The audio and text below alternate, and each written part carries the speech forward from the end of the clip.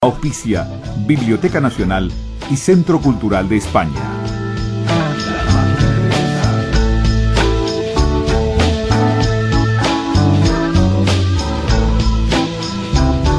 Amigos, ¿cómo están? Bienvenidos a Radio Uruguay, bienvenidos a La Máquina de Pensar. ¿Cómo están todos? Hoy un día que pues, sigue apretando el calor, no tanto como ayer.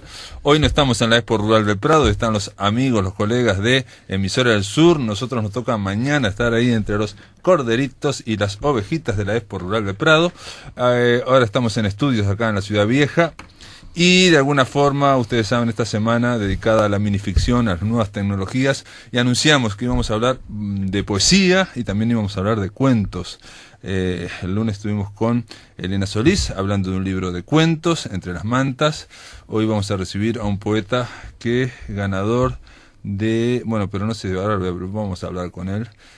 Tenemos ahí al Nano en la puesta a punto de este programa, en la puesta en el control de emisión, y lo tenemos al Flaco Germán en la producción. Y ahora sí, ahora le doy la bienvenida a Elvio Chítaro. ¿Cómo andás, Elvio? Hola, buenas noches. Gracias Elvio, por la invitación. Elvio, ¿vos ganaste el último premio anual? ¿O está bien eso o no? No, está mal, ¿verdad? En el 2010. Sí. Ahí gané el primer premio en poesía Edita. ¿Y versión de medida de qué año era? Es del 2008. Siempre correcto. hay 2 años que están... Porque están atrasados. Entonces claro. Yo vi que era el 2010 y me confundí. Dije, capaz que, claro, estamos en el 2013, se está recién validando lo del 2011. En el 11, claro. En el 11, claro, está nada que ver, pero bueno. Y esto de La Impureza es el libro que presentaste hace unos meses. ¿Lo presentaste al final? No está presentado. No está presentado. No. Es impresentable. Es impresentable, es verdad. Pero porque fue, claro, por eso no lo presentaste. Ya, no, a mí me ocurre una cosa extrañísima. Cada vez que saco un libro, ¿Sí? tengo problemas laborales. Versión de Medea, lo presenté en la Biblioteca Nacional. Sí, yo fui con Álvaro Ojeda. Bueno, a los 5 días perdí el trabajo. En el 2010 saqué la Palabras Rotas y ese año también tuve algunas dificultades. Y en el 2013, esto salió a fines de marzo, en abril más o menos, y en el mayo nuevamente dificultades laborales, perdí el trabajo. No sé, sacar un libro parece que trae consecuencias en mi currículum, así que por un lado es una alegría sacar un libro siempre y por el otro hay un mazazo que viene. Impresionante. Así ¿no? que bueno, está. Sí.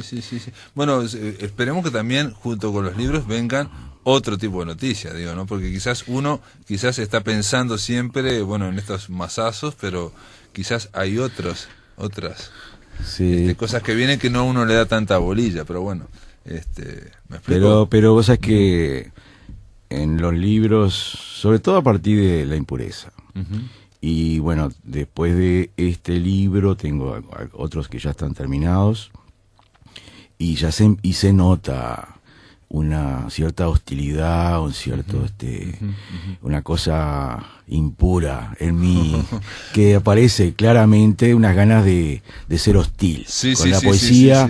Y de hecho en el libro posterior a La Impureza, manifiesto ya en los primeros que voy a ser hostil.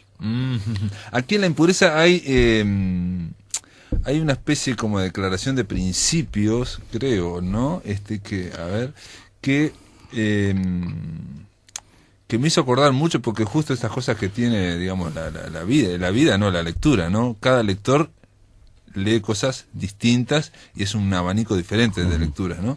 Acá decís vos, es una especie de declaración de principio. Me va la vida en esto, quizás exagero, quizás no tanto. Ni muerto pudiera probarlo, ¿no? Es decir, ese es el como se abre el libro, digo, ¿no? Sí. Casi nada, digamos. Sí. O sea, como que lo que vamos a leer, el autor dice, me va la vida en esto, digamos, ¿no? Quizás exagero, quizás no tanto, ni muerto pudiera probarlo. Y yo justo había terminado de leer, que eso fue relativamente poco, El diario de un canalla de Mario Lebrero, donde Lebrero también digamos, atascado en sus propios demonios, complicado, no sé qué, dice, bueno, yo voy a escribir esto y no esperen, dice, una una prosa como la que escribía antes, digamos, una prosa límpida, de estructura perfecta. Porque esto no es esto me va la vida en esto, carajo, y dice así, me va la vida en esto, y yo voy a escribir como pueda, digamos, ¿no? En el caso de él era como como desesperación, y saca Diario de un canalla, que le abre una puerta, ¿no? Le abre una puerta para su posterior. Bueno, yo creo que hay algo también en la impureza, algo así. No en el sentido de que me va la vida, porque yo ahí mismo digo que quizá exagero, pero quizá no sea tan así, pero que tengo ganas de decir algunas cosas y al punto de llegar a ser desagradable por momentos. Y lo quiero decir así, como salió. A esto te va a gustar. La impureza fue pensada, pues yo siempre que escribo pienso en el sentido del proyecto. Me gusta pensar así. Ajá. Un libro es un proyecto, donde en un proyecto hay objetivos a cumplir. Y en la poesía también me gusta pensarla de esa manera. Entonces, cuando empecé la impureza fue en el año 2009. En el 2009 ya se estaba celebrando el nacimiento de Onetti. Y yo, como hice lo que hizo todo el mundo, me puse a leer a Onetti y empecé por enésima vez, leí una cosa que más me gusta de Onetti, que es el Pozo. No sé, lo debo haber leído como una docena de veces, más o menos. Y bueno, con Onetti, como es un gran narrador, empecé a ver cosas que antes no veía, por más que hay unas obras las he leído muchas veces. Empecé a notar cómo subraya Onetti todo lo que tiene que ver con la suciedad, con la barba crecida. En el Pozo dice que la barba crecida le rozaba en el hombro de la prostituta, y le dejaba todo morado. Y en la impureza habla del omóplato, ¿no? Habla de los arañazos en el omóplato. Sí, que el tipo se huele los sobacos y todo ese tipo de cosas. Digo, qué interesante pensarlo Onetti desde ese punto de vista. Bueno, así nació la impureza. Al principio como un homenaje tardío a Juan Carlos Onetti. Y después se empezó a... En realidad después se fue para el carajo, para otro lado. Se fue para otro lado del proyecto. Está muy bien, porque en realidad... ahí hubo muchas conversas con mis amigos Gerardo Ciancio y con Enrique Bachi. En ese momento nos comunicamos prácticamente todos los días, por SMS, por mail, embromábamos mucho. Gerardo me prestó el Cutis Patrio de Espina, y eso me abrió la cabeza en algunos lados que no estaban cerrados. Y bueno, y ahí empecé a tener contacto con poetas de Latinoamérica, peruanos, chilenos, en fin. Y también empecé a leer mucha poesía de otros países.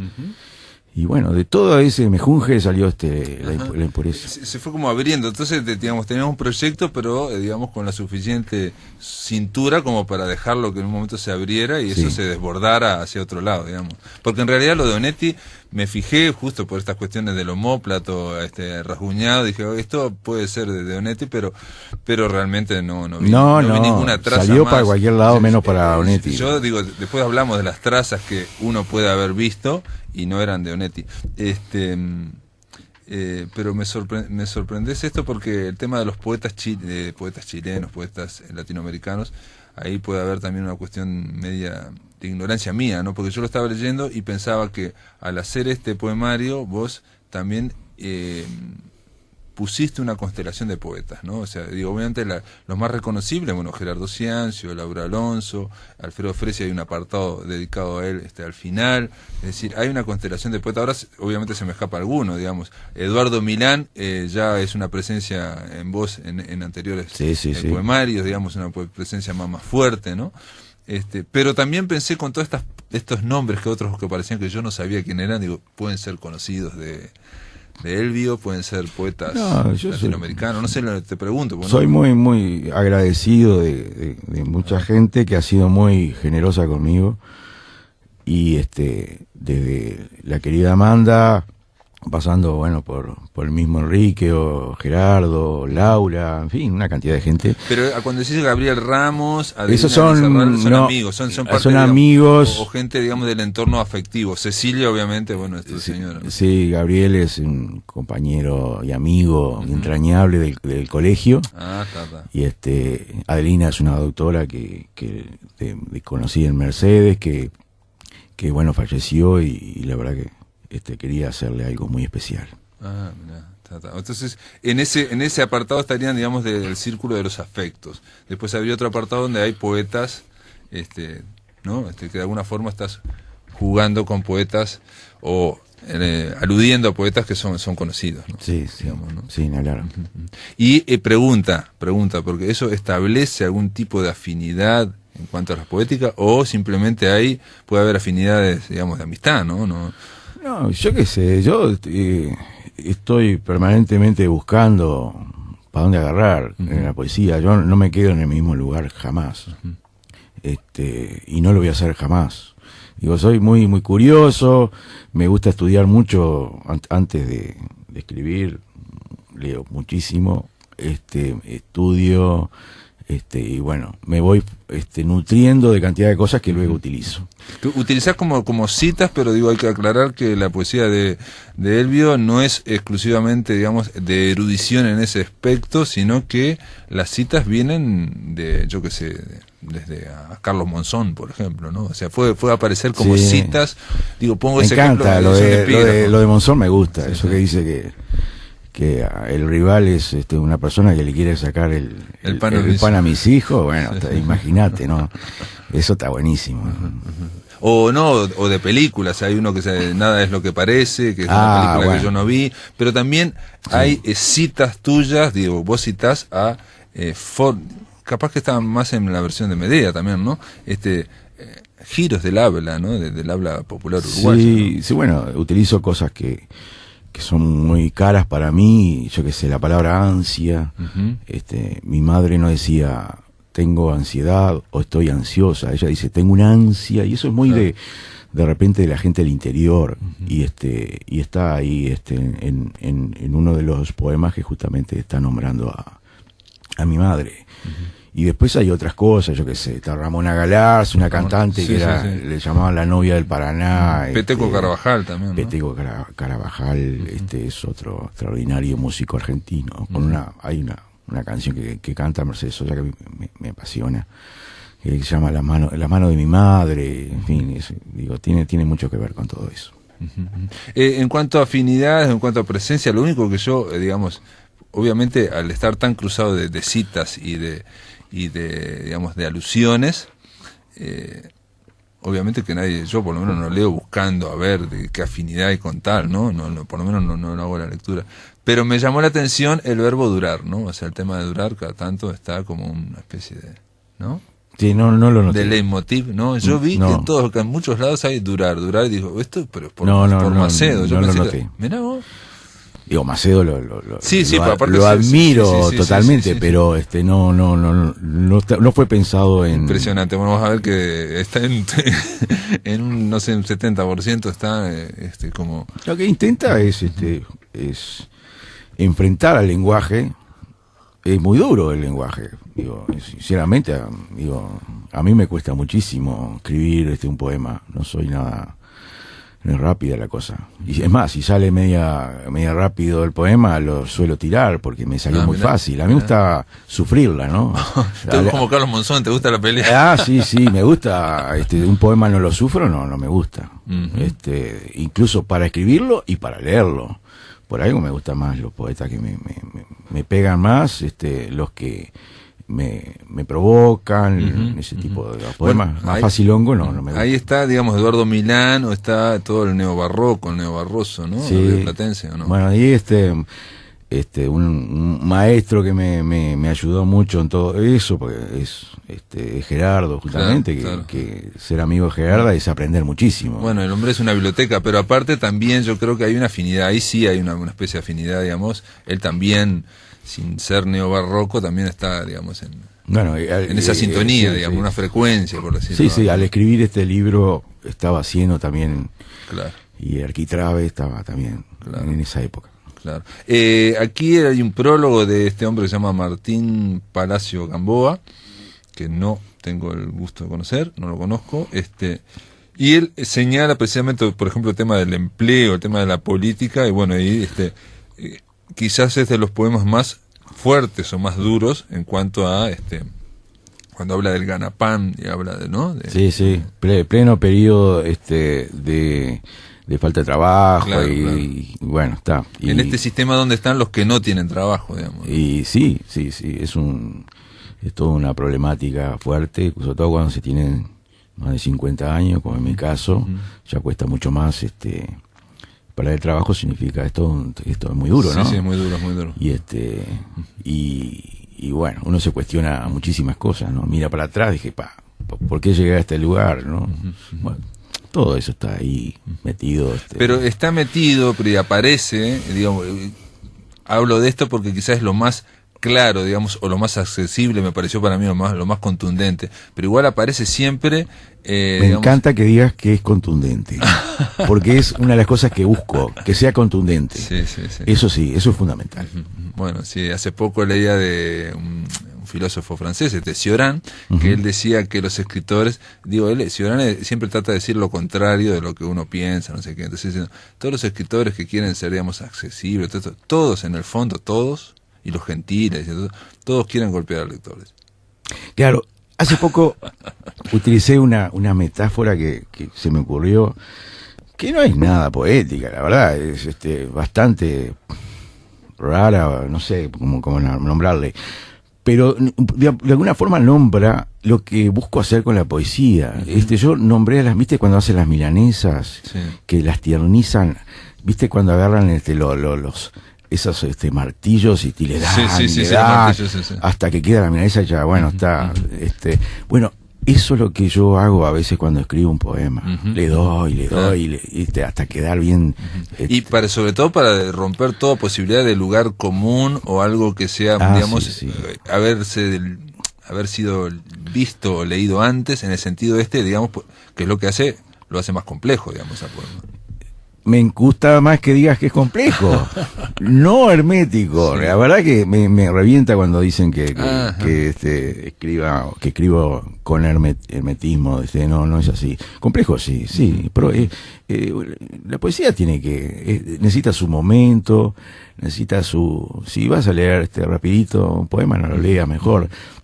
Me parece que hay que leerlo 1, 2, 3 veces. Bueno, para eso está la poesía, para leerse así de esa manera. No, y para poder acceder a ella hay que entrar en una cierta frecuencia también, ¿no? Hay que entrar, ¿verdad? Pero también ocurre. El cerebro lo que cuando uno lee tiene que entrar en determinadas. Pero también ocurre si querés leer a Shakespeare o querés leer al Quijote. Yo estoy leyendo por 5ª vez ahora el Quijote, y si no entras en la frecuencia del Quijote, y tenés que entrar, y después lo disfrutás, hasta yo me río a carcajadas a veces con algunas cosas, pero claro, si no entras en la frecuencia, no lo disfrutás. Y bueno, con la poesía ocurre lo que pasa exactamente con lo mismo. Shakespeare y el Quijote es que ya pasaron 500 años o más, y entonces, digamos, de alguna forma ya es una cosa que es más vox populi, digamos. Es como pasaba salvando la distancia, cuando empezaron los impresionistas, a todo el mundo, a nadie le gustaba y todo el mundo no entendía nada de los cuadros, ¿no? Sí. 40, 50, 60 años después, todo el mundo lo tiene colgado en su casa, porque diciendo, mirá qué lindos son los cuadros, porque ya dejaron de tener esa complejidad, esa cosa nueva. Elvio, vamos a una pausa, me dicen acá una señal, y después de la pausa seguimos acá hablando sobre este libro editado por Yagurú, La impureza de Elvio Chítaro. En el aire de Radio Uruguay, La máquina de pensar.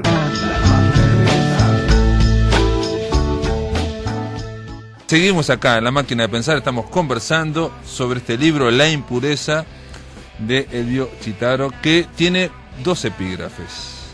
Uno de Eduardo de Milán, que, digamos, es esperable, digamos, porque yo te conozco, sé la pasión que tenés por Eduardo Milán, pero aparte estamos hablando de uno de los grandes poetas uruguayos también, Eduardo Milán, ¿no? Tampoco, no es que sea una pasión, así un descubrimiento, ¿no?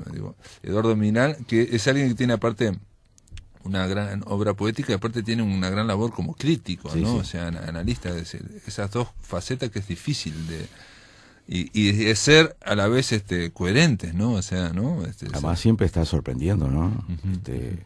Es un poeta y una mente muy lúcida, ¿no? Realmente. Sí, es de los pocos que yo he visto, por ejemplo, que he leído, que ahora puede, digamos, trazar o intentar trazar un panorama de la poesía en América Latina. Es decir, bueno, hay tal cosa, hay tal otra, y hay tal otra, ¿no? Porque ya casi nadie lo puede hacer, o nadie se atreve, digamos, porque es muy...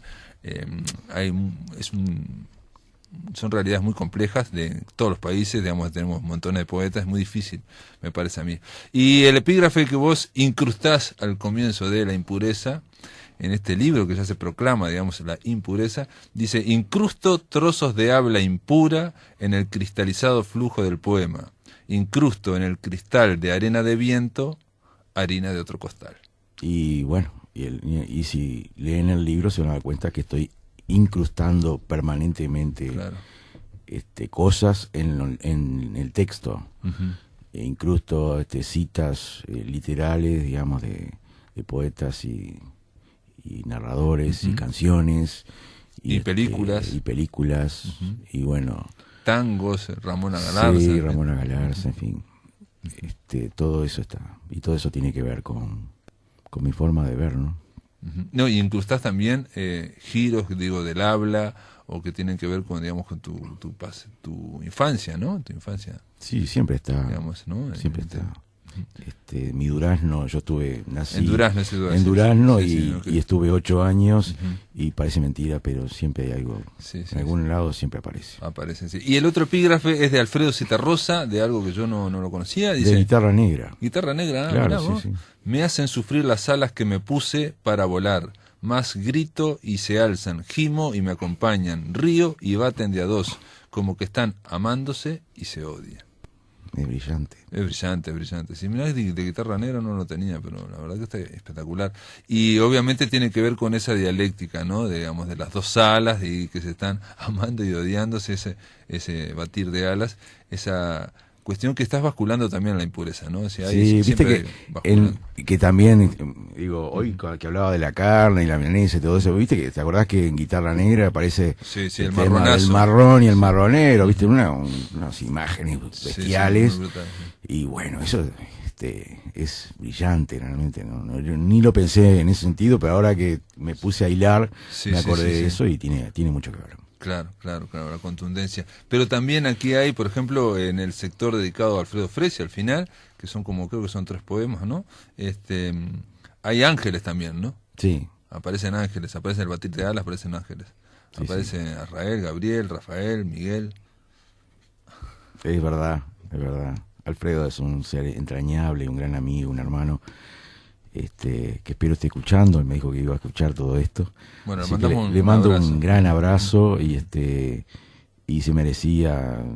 Alfredo fue uno de los que me abrió las puertas, él por primera vez, y fue muy generoso, la verdad que es un tipazo. Y obviamente también, digo yo, pero y gran poeta. Claro, sí, sobre todo gran poeta. A César Vallejo también lo tenés como en epígrafe. Mirá, pero a una parte de César Vallejo que tiene que ver con la idea que te interesa a vos, que es un poco la de estructurar, la de machacar un poco. Trilce es una cosa que es impresionante, sigue teniendo una vigencia que es bestial, es impresionante. Trilce es lo más grande. Pero por eso digo, es el Vallejo que dice nombre, hay que leerlo porque, ¿me explico? Es alguien que es la parte del Vallejo, que se llama cuánta eriza nos, se llama lo mismo que padece, en fin, está realmente estirando y machacando el idioma, ¿no? Sí. Es verdad. José Lezama Lima también aparece ahí. Hay un homenaje, sí.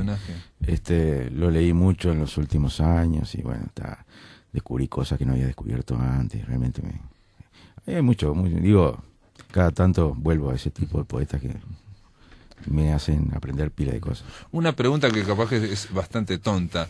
Esto porque hay un montón de citas que obviamente todos los lectores van a... Se me ha criticado eso, que exagero con la cita, exagero con los homenajes, puede ser, ojo.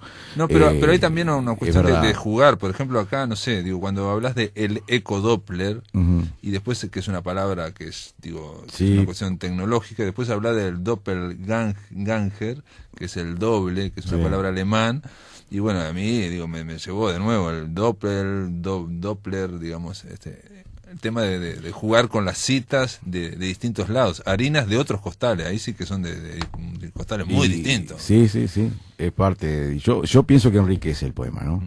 Mi pregunta era esta, ¿vos vas guiado por la idea, la imagen o digamos, el impulso y vas agarrando citas que después son como lianas que te van pasando por un lado, o están primero las citas? No, son Capaz barquinazos. que es- Yo, por momentos, bueno, me nutro de cantidad de cosas, y como te decía, yo estudio mucho antes de escribir un poema, pero me gusta dar esos barquinazos, que parece que vamos para la izquierda, pero de repente me patino y me voy para el otro lado. O sea, como ese tipo de cosas me encantan, y bueno, busco... Sí, pegar un volantazo, pero volantazo, en el mismo poema. Sí, sí, sí, En el como mismo que poema. por momento no sabes para dónde voy a agarrar. De Eso todas es- formas, digo, eso se nota, pero después volvés también, digamos, y hay Bueno, hay sí, digo, o tiene sea, que haber un cierre más o menos. Por eso, hay una- un cierre, digo, por eso digo, quizá para aclarar a los que nos están oyendo, digamos que si está hablando de un poema sobre alguien desempleado, que está hablando del capitalismo o del sistema que estamos, ¿no? Que divide entre patrones y ganapanes, y qué pasa con aquellos que no trabajan, pero ahí después se producen un par de barquinazos que no tienen nada, son harinas de otros costales, y después vuelve, Y digamos, después ahí, vuelve, ¿no? siempre Pues vuelve. Ajá, correcto, hay una especie como de cierre, ¿no? También aparece en esta impureza, bueno, eso lo dijiste, pero aparecen cuestiones más agresivas, ¿no? O sea, en cuanto a los lugares comunes, no solamente del lenguaje, sino de la política o del Estado, de cómo Sí, digamos, mira, de los lugares más sí, tranquilos, sí, digamos, sí, ¿no? Entonces sí. como que hay una cuestión media... Uno de los poemas me la agarré con Berlusconi. Ah, claro. No sé, por un tiempo me obsesioné bastante con ese personaje. Lo detestaba y lo detesto todavía. Y me obsesioné de una, me obsesioné de una forma. Porque vos sos que- italiano también, ¿no? No, que italiano. Yo Chitaro digo, no es italiano. Sí, pero está castellanizado, no sé, alguien lo castellanizó. Le puse la CH donde no iba. Pero y bueno, le escribí un poema de odio total a Berlusconi, que tiene que ver con un momento también de... No, pero por ejemplo acá cuando que es el poema anterior, decís, estás buscando, no poseo ningún bisturí, ningún separador que nos indique dónde está el defecto, lo inconcluso, la traición del viento airado que nos mueve del cuerpo. Y después en el otro sigue hablando y se pone a hablar en un barquinazo sorprendente, se pone a hablar de Adolf Hitler.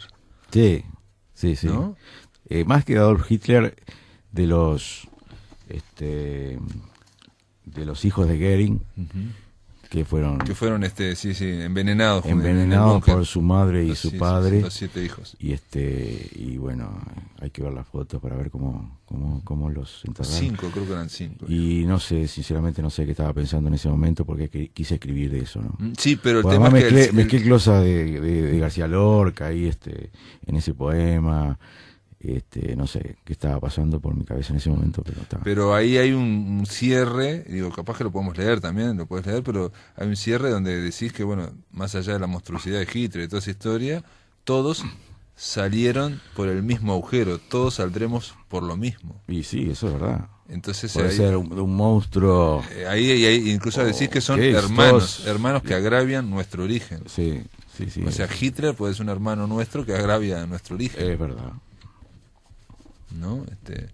Ahí es un volantazo, por eso digo, y ahí hay como una cuestión media fuerte. Va ¿no? nombrando a cada uno de los chicos, esos que murieron, que fueron asesinados.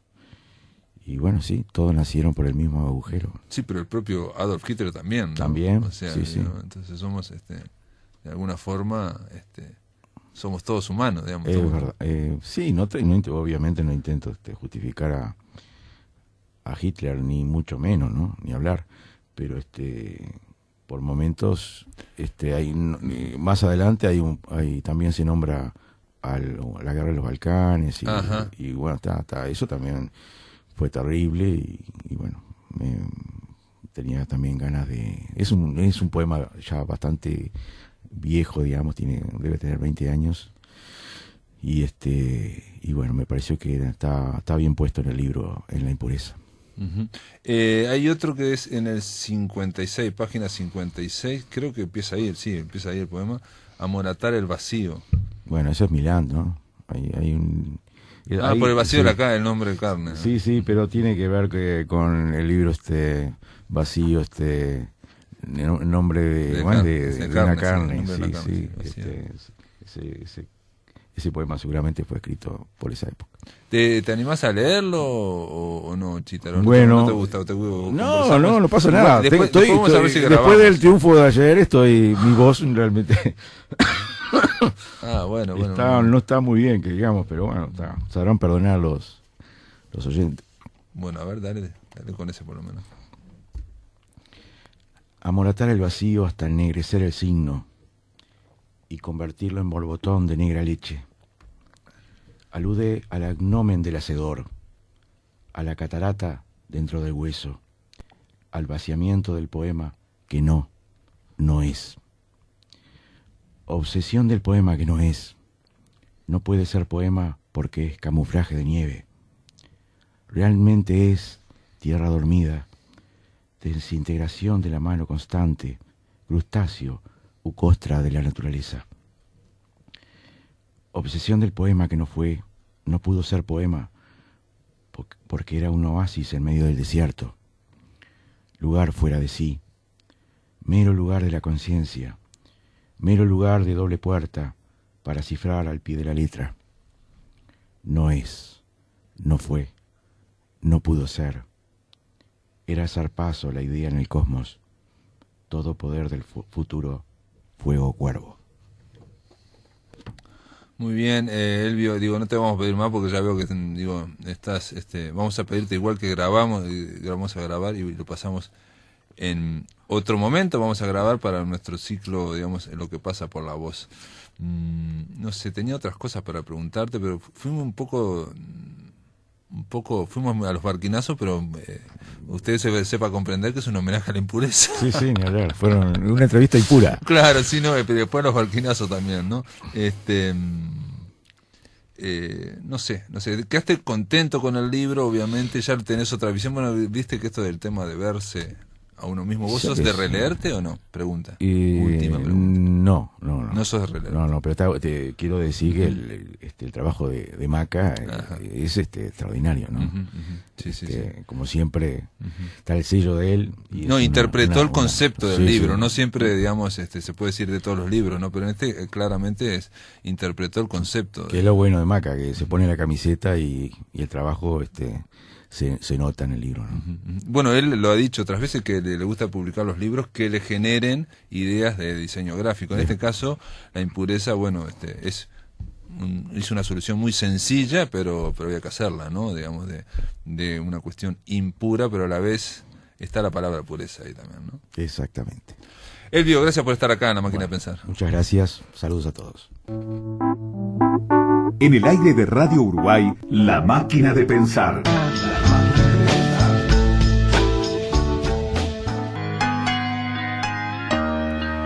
Muy bien, amigos, ahora en el tercer bloque vamos a escuchar una intervención, como lo estamos haciendo durante toda la semana, una de las intervenciones en el tercer encuentro de literatura breve y nuevas tecnologías, la que corresponde a Álvaro González. Álvaro González es diseñador de videojuegos, es docente, es profesor ahí en la Universidad de la ORT, precisamente en la carrera de videojuegos, y él va a hablar sobre el lenguaje del juego. Álvaro dijo, entre otras cosas, o intentó abordar, entre otras cosas, la relación entre los videojuegos y la literatura, algo difícil, pero los dos necesitan narrarse, los dos necesitan una nueva narrativa para conmover a un público cada vez más complejo. Bueno, en esta semana, en este mes dedicado al Te Cuento Que, vamos a escuchar a Álvaro González hablando sobre videojuegos y literatura. Bueno, antes que nada, agradecer por la invitación a Rosana, a Pablo. Creo que hoy estén en el mismo salón gente que está haciendo videojuegos y personas que están en la narrativa escrita, en la literatura, es un gran paso para el mundo creativo y el mundo de contar historias. no solo creo que no tiene precedentes quizá en el Uruguay, sino que es algo también muy nuevo en todo el mundo. La unión del diseño de videojuegos y su relacionamiento con las otros diferentes lenguajes, en este caso el lenguaje escrito. Yo soy diseñador de videojuegos, hace 6 años que trabajo en una empresa llamada Kev Sensei. Soy licenciado en diseño gráfico, así fue como arranqué, hace ya 10 años más o menos. Y bueno, pero desde el comienzo y creo que desde mi infancia, siempre en las sobremesas habían palabras que resonaban más que otras, y siendo un hijo de un artista conceptual y de una psicóloga, los domingos de sobremesa eran muy especiales. Se hablaba del cerebro, se hablaba a veces de los extraterrestres y a veces surgían palabras como el lenguaje. Y esa era una palabra que era recurrente, era una palabra que mes a mes y año a año en mi vida siempre fue calando hondo y siempre cuestionándome. Y se hablaba mucho del lenguaje visual, que era el lenguaje visual, un poco por mi padre. Y por eso creo que también empecé a estudiar sobre el lenguaje y empecé a estudiar sobre los diferentes tipos de lenguaje. Y hoy en día nos encontramos todos en un punto en donde el lenguaje se encuentra en crisis. Hay una crisis de la información, hay una crisis de los lenguajes más queridos y pilares, que son el lenguaje visual y el lenguaje escrito. Y que esto es claro, las razones son claras.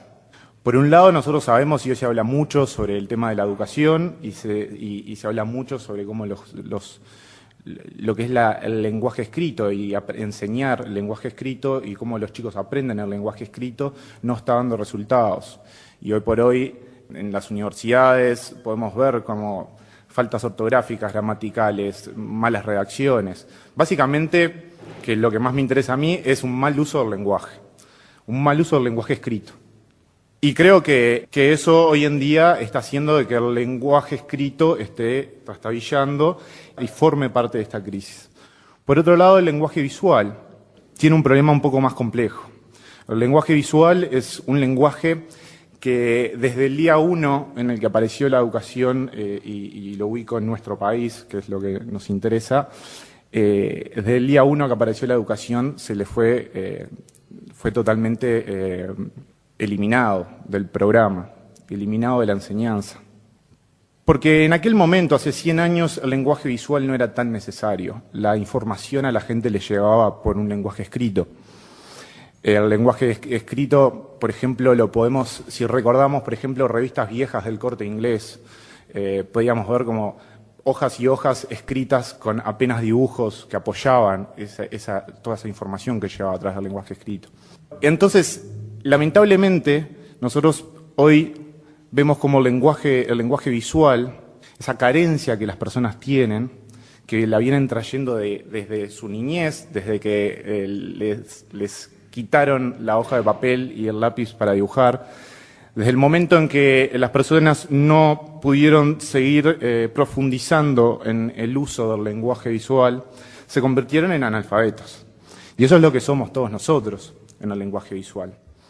Y no es nuestra culpa, es culpa de la educación, es culpa del sistema. Pero ¿qué pasa? Desde hace 50 años para acá nos encontramos en una sociedad que la información ya no es escrita, es visual.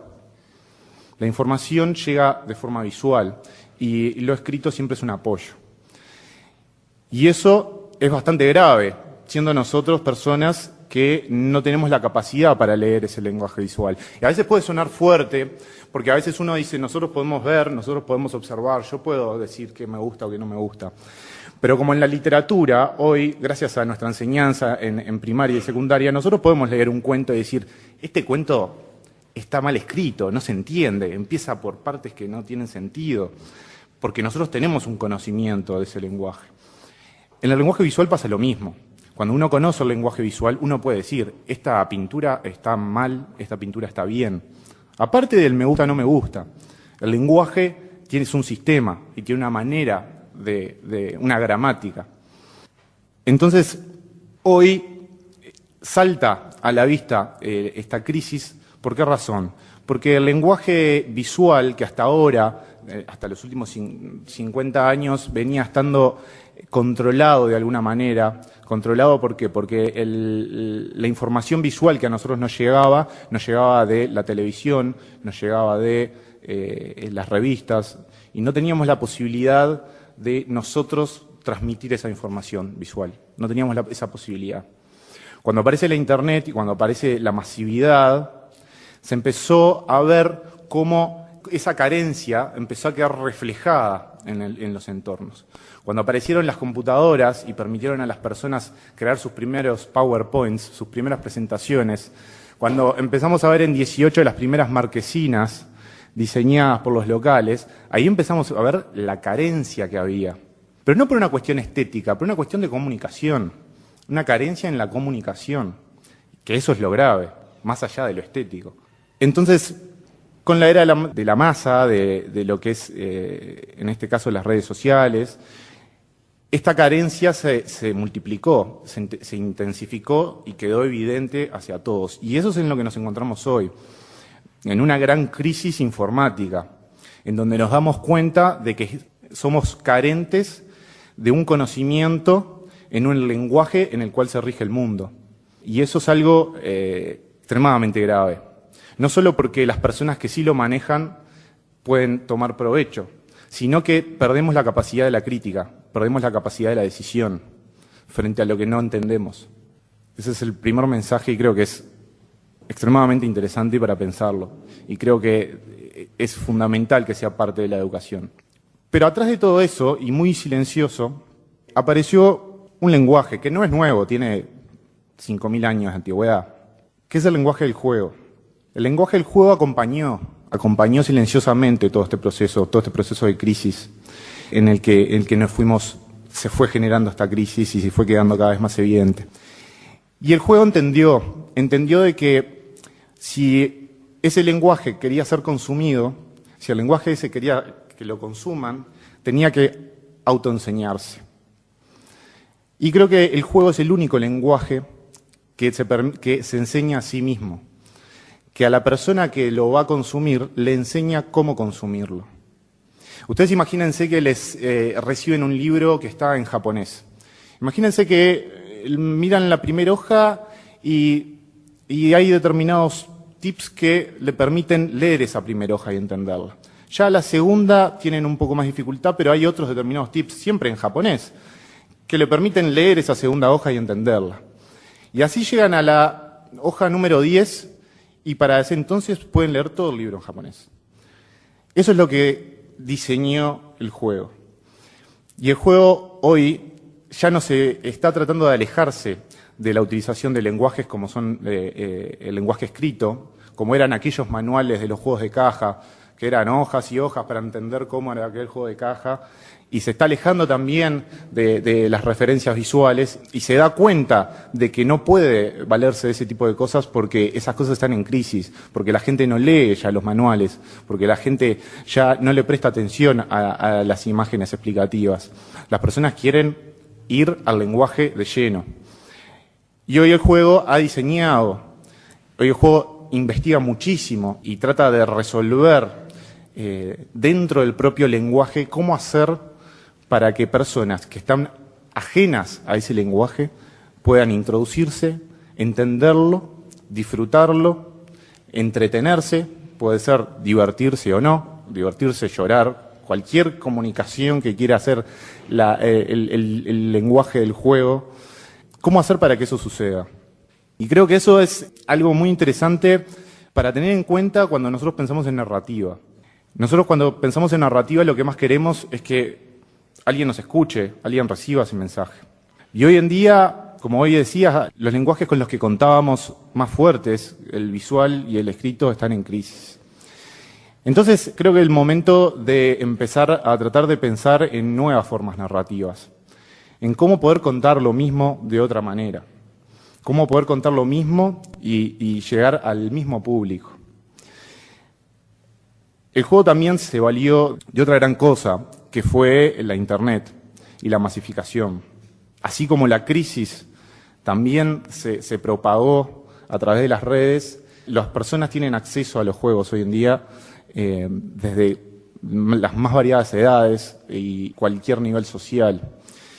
Y eso lo que ha permitido es de que las personas que quizá nunca habían tenido contacto con un juego y que el único contacto que tenían en juego era para comprárselo a sus hijos o en su niñez y después lo dejaron de lado, empezaran a acercarse a ese lenguaje y empezar a aprenderlo. Y empezaron cada vez a interiorizarse. Y hoy en día, después de 3, 4 años de vida de redes sociales como Facebook, hay personas que para ellas era impensable tener un conocimiento de cómo funciona un sistema dentro del lenguaje del juego, y personas de 70 años, personas de 80 años o personas de 60 años, generacionalmente bastante alejadas a la tecnología y que hoy en día lo entienden, y no solo eso, sino que buscan más narrativa, buscan más experiencia. ¿Por qué? Porque empiezan a sentirse cómodos dentro de ese lenguaje. Para terminar, no quiero dar un mensaje de pesimismo frente a la crisis de los lenguajes.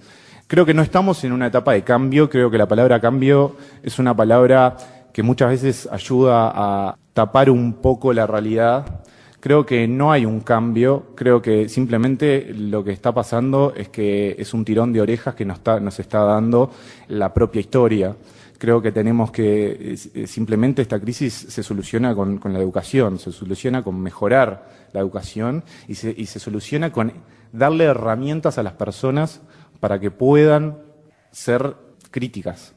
Y creo que en este momento el que está más en crisis es ese lenguaje visual. Y el que va a empezar a sostener esos lenguajes van a ser los lenguajes como el juego, los lenguajes de la experiencia, los lenguajes mucho de la interactividad, en donde las personas toman decisiones. Creo que viene un poco por ahí, como el futuro de los lenguajes. Esto es todo, amigos, espero que lo hayan disfrutado. Cuídense, que lo pasen bien. Continuamos mañana en La Máquina de Pensar, aquí por Radio Uruguay.